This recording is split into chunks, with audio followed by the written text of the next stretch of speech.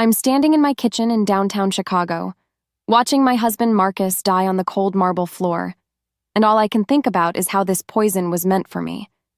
His body is shaking violently. White foam is coming out of his mouth like he's some kind of sick animal. His eyes are wide open, staring at me, but I can tell he can't really see me anymore. He's trying to say something, but only weird choking sounds are coming out. This is all wrong. So very wrong. 30 minutes ago, we were sitting at our dining table like any normal Tuesday night. Marcus had made his famous tomato soup, the same recipe his mom taught him when we first started dating in college. He was being extra sweet tonight, telling me how much he loved me and how lucky he was to have such a successful wife. But I saw what he did.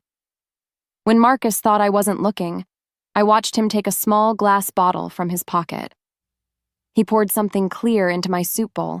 It looked like water, but I knew it wasn't. My heart started beating so fast I thought it might explode in my chest. Marcus has been acting strange for weeks, always asking about my business accounts, my life insurance, and who would get my hotels if something happened to me. I own 3 boutique hotels here in Chicago, 2 in Miami, and 1 in Los Angeles. They're worth millions of dollars. But seeing him put something in my food made everything click into place like a horrible puzzle. When his phone rang, Marcus jumped up from the table. "Sorry, honey, it's work. I'll be right back," he said, walking into the living room to take the call. That's when I did it. I quickly switched our soup bowls. My hands were shaking so bad I almost dropped them. But I managed to put his bowl where mine was, and my bowl where his was. Then I sat back down and tried to look normal, even though my whole body felt like it was on fire with fear. Marcus came back a few minutes later, smiling at me like nothing was wrong. "Sorry about that. Work never stops, you know?" We both started eating our soup. Marcus was talking about his day, asking about my meetings in downtown Chicago, acting like the perfect husband. But I could barely taste anything. I kept watching his face, waiting for something to happen. And then it did. About 20 minutes after we finished eating, Marcus suddenly stopped talking. He was telling me about some boring report he had to finish, and then his words just stopped. His face went really pale, like all the blood had drained out of it. "I don't feel good," he whispered, putting his hand on his stomach. Then he started sweating. Big drops of sweat were rolling down his face even though our house wasn't hot. He tried to stand up from his chair, but his legs gave out and he fell hard onto the kitchen floor. That's when the shaking started. Now I'm watching my husband of 5 years die from whatever poison he put in my soup. The same poison that should have killed me instead. I should call 911, but I can't move. I can't even breathe properly. Marcus's phone is buzzing on the counter. I can see the screen from where I'm standing. It's a text message from someone named S that says, "Is it done? Call me when she's gone." My sister Sophia's name starts with S. My own sister and my husband wanted me dead. I finally grab my phone with shaking hands and call 911. "Please help," I whisper to the operator. "My husband is dying. I think he's been poisoned." But even as I'm saying the words, I know it's too late. Marcus isn't moving anymore. His eyes are still open, but they're empty now. Like nobody's home. The poison that was supposed to kill me in my beautiful Chicago penthouse has killed him instead, and I have no idea what I'm supposed to do now. What would you do if you discovered your own family was trying to kill you? Let me know in the comments below, and don't forget to subscribe for the next chapter where we'll find out exactly how long Marcus and Sophia have been planning this betrayal. 3 weeks ago, everything in my life was perfect. At least, that's what I thought. I was sitting in my corner office on the 40th floor of the Willis Tower in Chicago, looking out at Lake Michigan and feeling like I owned the world. And in many ways, I did. My hotel business was booming. The Victoria Grand in downtown Chicago was fully booked for the next 6 months. My Miami Beach location was making more money than I ever dreamed possible. Even my newest hotel in Beverly Hills was already turning a profit. I had worked so hard to build this empire, started with nothing but a small loan and a big dream when I was just 22 years old. Now, at 29, I was worth over $15 million. Marcus seemed so proud of me back then. He would brag to his friends about his successful wife. "My Victoria is going to be the next big hotel mogul," he would say at dinner parties in our Lincoln Park neighborhood. "I'm just lucky she chose me." But looking back now, I can see when things started to change. It began with small questions that seemed innocent at the time. Marcus would ask me about my business accounts while we were having breakfast. "Honey, which bank do you use for the hotel profits?" he would say, sipping his coffee like it was just casual conversation. Or he would bring up my life insurance while we were watching TV in our living room. "Victoria, do you think we have enough life insurance? What happens to your hotels if something bad happens to you?" I thought he was just being a caring husband, planning for our future together, maybe thinking about having kids someday and wanting to make sure we were financially secure. But then I started noticing other things. Marcus began asking me detailed questions about my daily schedule. Where was I going? Who was I meeting with? What time would I be home? He said he just wanted to plan nice dinners for us, but it felt like he was keeping track of my every move. My sister Sophia started coming around more often too. She would show up at our house in Lincoln Park unannounced, always when I was at work. Marcus would tell me later, "Oh, Sophia stopped by. We just talked about family stuff." Sophia had always been jealous of my success. Growing up in our small apartment on the south side of Chicago, she would get angry whenever I got good grades or won awards at school. "Why does Victoria get everything?" she would complain to our parents. When I started my first hotel, Sophia made mean comments about how I was showing off and thinking I'm better than everyone.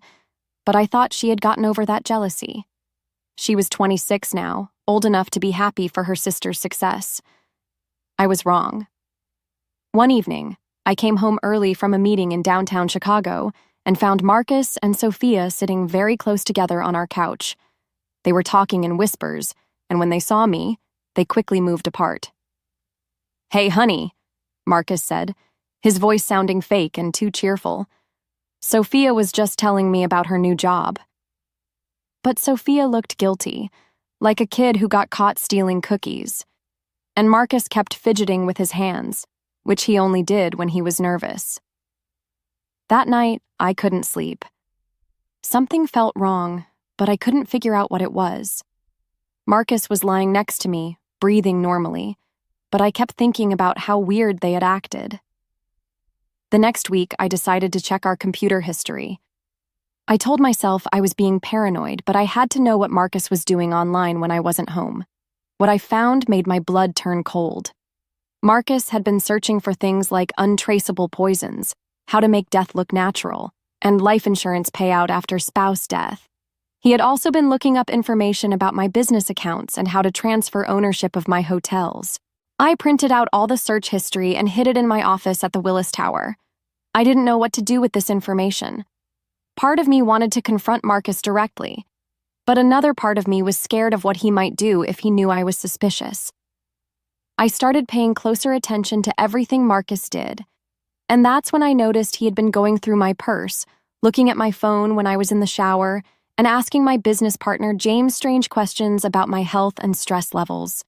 My perfect marriage was falling apart, and I was just beginning to understand how dangerous my situation really was. 2 weeks after finding those horrible search results on our computer, my body started betraying me in ways I had never experienced before.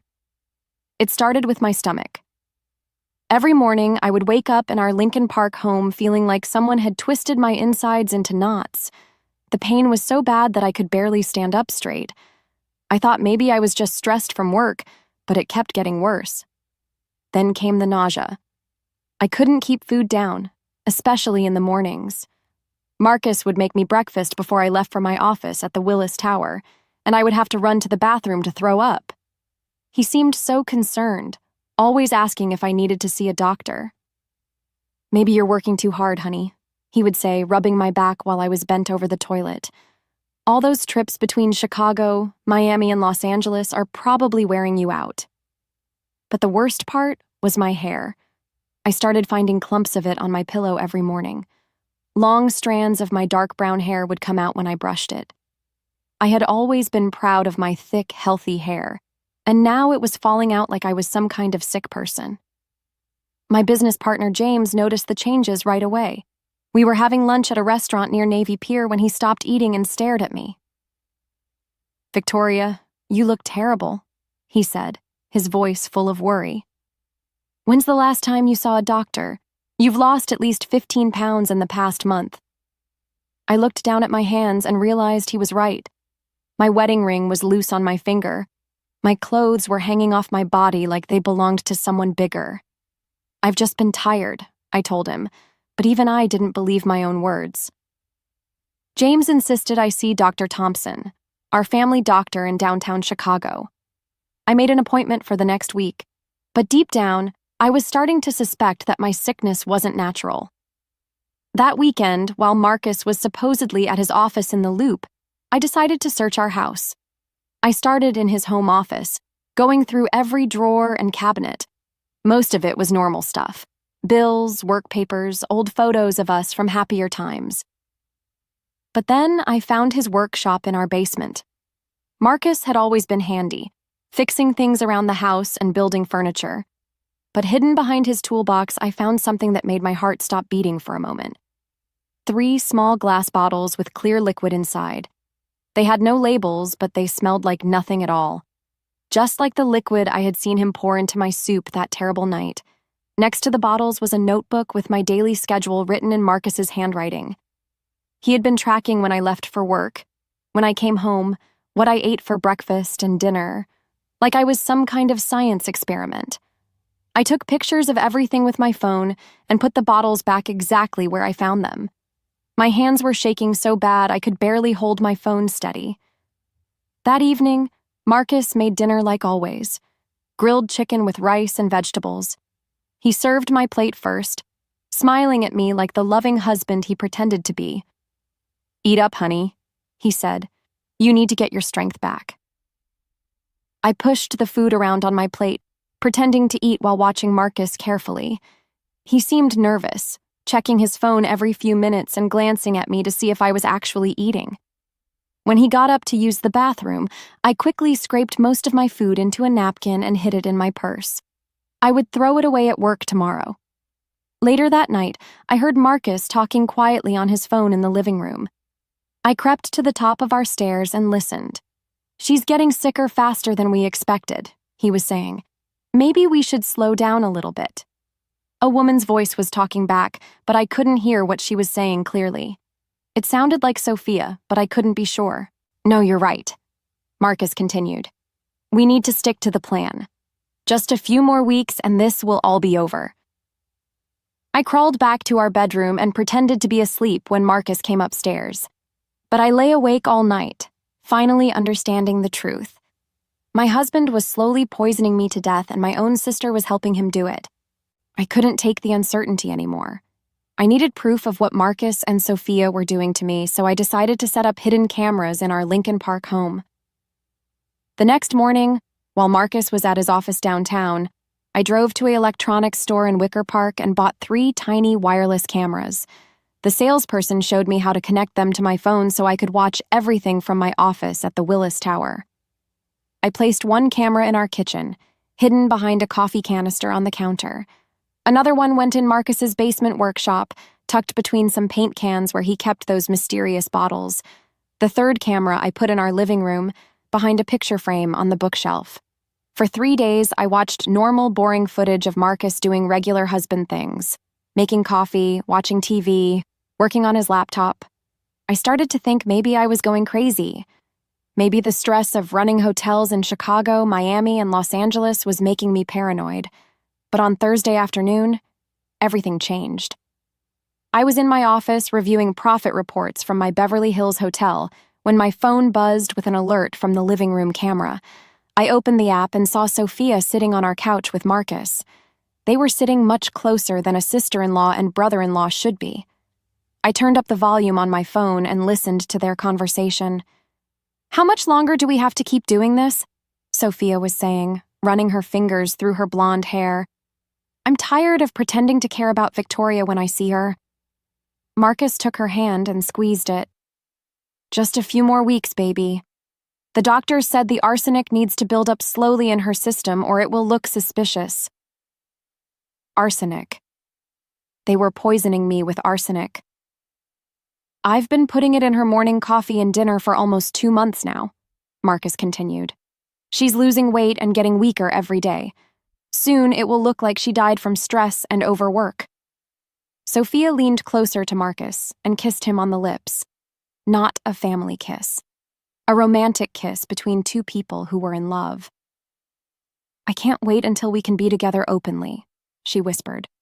Once Victoria is gone, we'll have all her money and her hotels. We can get married and live in that beautiful penthouse in Miami. My own sister was planning to marry my husband after they murdered me. Marcus pulled out his phone and showed Sophia something on the screen. Look, I've been forging Victoria's signature on these documents. When she dies, you'll be listed as the beneficiary of all her businesses instead of me. That way, no one will suspect that I killed her for money. You're so smart, Sophia said, kissing him again. Victoria always thought she was the smart sister, but she has no idea what's happening right under her nose. They talked for another hour about their plans. How they would make my death look like a heart attack caused by work stress. How they would sell my Chicago hotels and move to California together. How they had been having an affair for over a year, meeting in secret while I was traveling for business. Sophia even talked about how jealous she had always been of my success. Victoria got everything handed to her, she said bitterly. The smart one, the successful one, the one who could do no wrong. Well, now it's my turn to have the perfect life. I recorded everything on my phone, my hands shaking with anger and betrayal. These two people I loved most in the world had been slowly killing me for months while planning their future together. But the worst part came at the end of their conversation. When should we give her the final dose? Sophia asked. Marcus thought for a moment. Next Tuesday. I'll put enough arsenic in her dinner to kill her within a few hours. Then I'll call 911 and act like the devastated husband who found his wife dead from a heart attack. And then we'll be free, Sophia said, smiling like she was talking about a vacation instead of my murder. They kissed goodbye, and Sophia left through our back door so the neighbors wouldn't see her. I sat in my office on the 40th floor of the Willis Tower, looking out at Lake Michigan, and realized I had 5 days to figure out how to save my own life. My husband and sister had been poisoning me for 2 months, and they were planning to finish the job next Tuesday. But now I knew their plan, and I was going to make sure it backfired in the worst possible way. Tuesday night arrived faster than I wanted it to. I sat at our dining table in Lincoln Park, watching Marcus serve our soup, knowing this was supposed to be my last meal. But Marcus had no idea that I knew everything. For the past 5 days, I had been pretending to eat the food he poisoned while secretly throwing it away. I felt stronger than I had in months. My hair stopped falling out, my stomach pain was gone, and I could think clearly again. Marcus seemed excited tonight, almost giddy as he stirred the tomato soup. I made your favorite, he said, smiling at me like he actually cared. You've been looking so tired lately. I thought some comfort food might help. I watched him carefully as he ladled the soup into our bowls. When he thought I wasn't looking, he pulled out a small glass bottle from his pocket. This time, he poured much more of the clear liquid into my bowl than I had ever seen before. Enough to kill me within hours, just like he had told Sophia. I'll be right back, Marcus said when his phone rang. Work call. He walked into the living room, and I could hear him talking quietly. I knew he was probably telling Sophia that it was done, that I would be dead soon. This was my chance. My hands were shaking, but I quickly switched our soup bowls. The bowl with enough arsenic to kill me was now sitting in front of Marcus's chair. The clean bowl was in front of mine. When Marcus came back, he was practically glowing with happiness. Sorry about that, honey. You know how demanding work can be. We both started eating our soup. Marcus was talking about his day, asking about my meetings in downtown Chicago, acting like the perfect husband.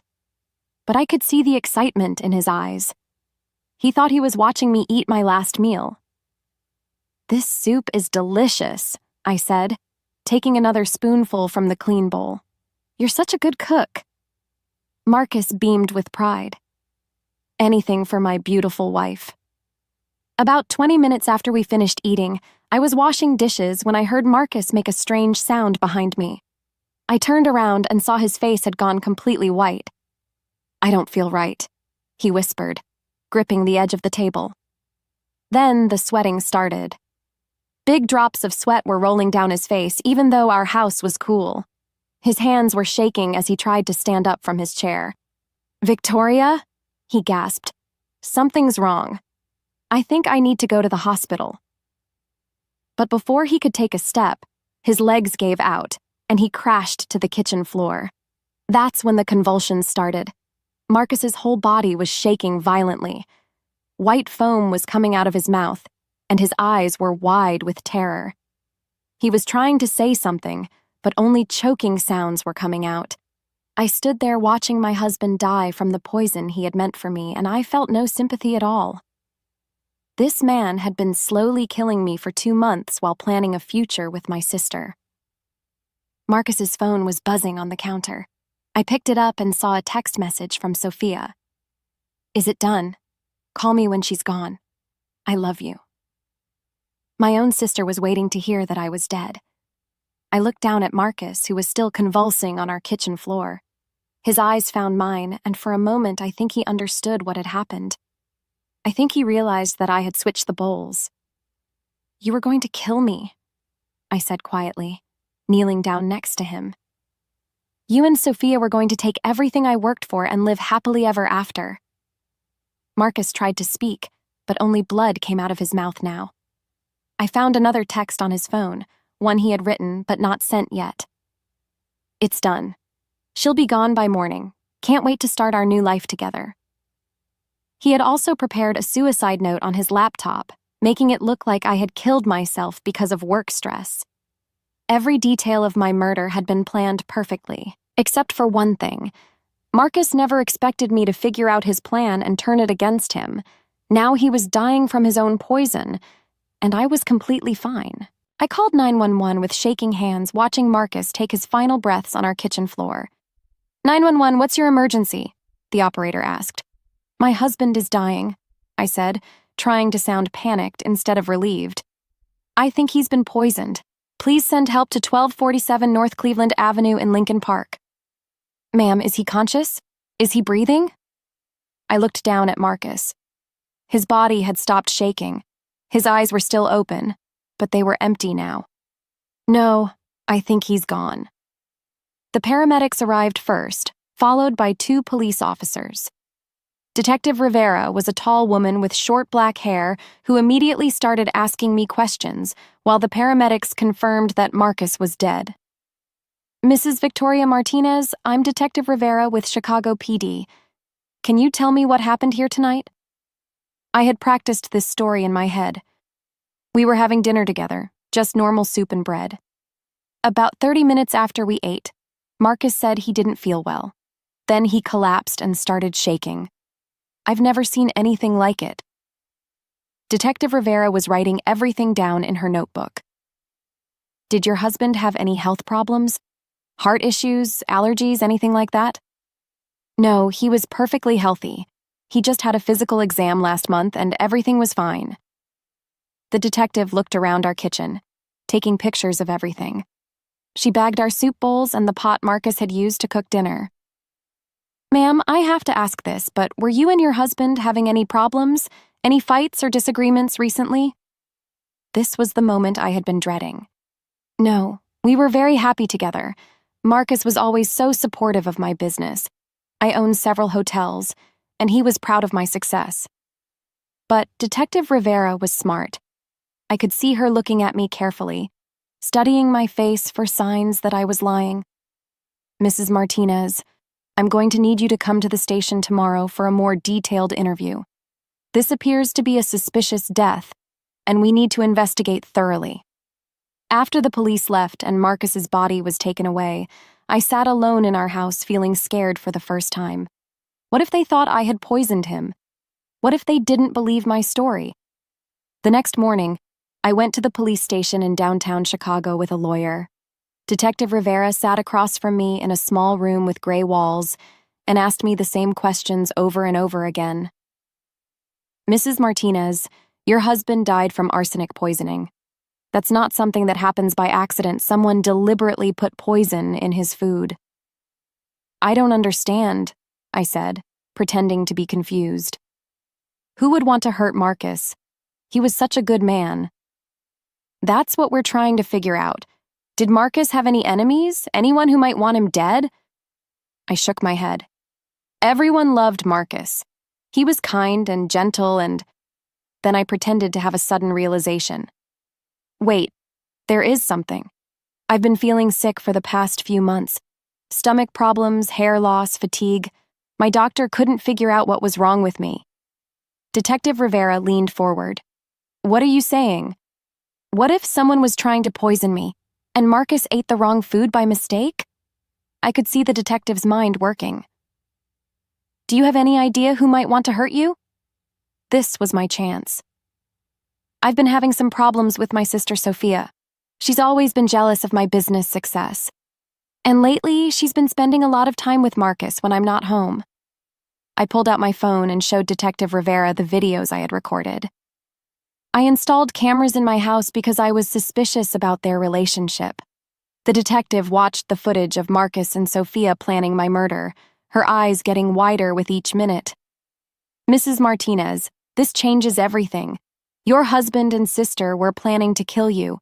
I can't believe it, I said, starting to cry real tears for the first time since this whole nightmare began. My own sister and my husband wanted me dead. Detective Rivera stood up quickly. We need to find Sophia immediately. Do you know where she might be? I gave them Sophia's address, her work information, and her phone number. Within 2 hours, they had arrested her at Chicago O'Hare Airport. She was trying to board a flight to Mexico with a fake passport and $50,000 in cash that she had stolen from my business accounts. The truth was finally coming out, and justice was about to be served. 6 months later, I sat in the Cook County Courthouse in downtown Chicago, watching my sister Sophia get sentenced to life in prison without the possibility of parole. The judge, an older woman with gray hair and stern eyes, looked down at Sophia with disgust. Ms. Sophia Chen, you have been found guilty of conspiracy to commit murder in the first degree. You and the deceased, Marcus Martinez, planned and executed a deliberate attempt to poison your own sister for financial gain. Sophia was wearing an orange jumpsuit and handcuffs. She looked nothing like the beautiful, confident woman who used to visit my home in Lincoln Park. Her blonde hair was greasy and unwashed. Her face was pale and thin from months in jail. The evidence against you is overwhelming, the judge continued. Video recordings of you planning the victim's death, forged documents attempting to steal her business assets, and your attempt to flee the country with stolen money. This court sentences you to life in prison without parole. Sophia finally looked at me for the first time during the trial. Her eyes were filled with hatred, not remorse. Even now, facing life in prison, she was still angry that I had survived and she had been caught. The prosecutor, a young man named David Kim, had done an excellent job presenting the case. He showed the jury all the evidence I had gathered, the hidden camera footage, Marcus's internet search history, the forged documents, and the arsenic found in our home. Ladies and gentlemen of the jury, he had said during closing arguments, this was not a crime of passion. This was a calculated, cold-blooded murder plot that lasted for months. The defendant slowly poisoned Victoria Martinez while planning to steal her life's work and live happily ever after.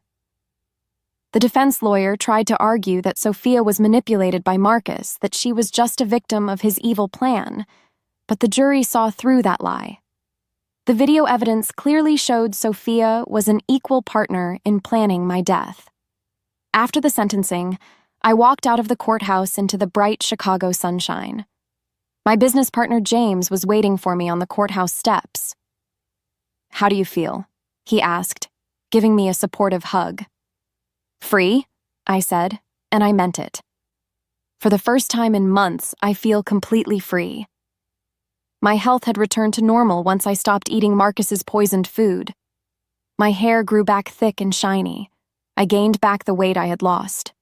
Most importantly, I could sleep peacefully at night knowing that no one was trying to kill me. My business was doing better than ever. The Victoria Grand in Chicago was booked solid through next year. My Miami Beach hotel had been featured in Travel Leisure magazine as one of the top luxury destinations in Florida. Even my Beverly Hills location was expanding to include a spa and conference center.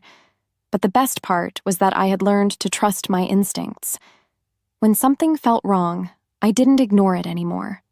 I had installed better security systems in all my properties and hired a personal bodyguard for business trips. 3 weeks after the trial, I decided to visit Sophia in prison. I needed closure, and I wanted to hear her explain why she had tried to kill her own sister. The Stateville Correctional Center was a depressing place with gray walls and barbed wire fences. Sophia looked even worse than she had in court. Prison life was clearly not agreeing with her. "Why did you do it?" I asked her through the thick glass window that separated us. Sophia was quiet for a long time. Then she finally spoke. "You always had everything, Victoria. The good grades, the successful business, the perfect life. I was tired of being the failure sister." "So you decided to kill me?" "Marcus said it would be easy, that we could make it look like an accident and no one would ever know." Sophia's voice was flat, emotionless. "I thought I deserved your life more than you did." I looked at my sister, this woman who had shared my childhood and my family, and felt nothing but pity for her. "I forgive you, Sophia," I said, "but I never want to see you again."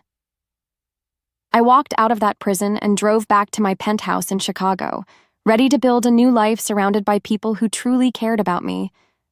Justice had been served, and I was finally safe.